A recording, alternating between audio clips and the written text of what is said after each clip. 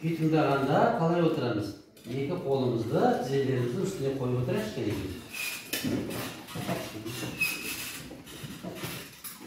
Бәрекелді. Енді балалар, мен сіздерге Алтын күз деген күйді алып келдім. Қазір міне осы домбырамен сол Алтын күз күйін тартып беремін.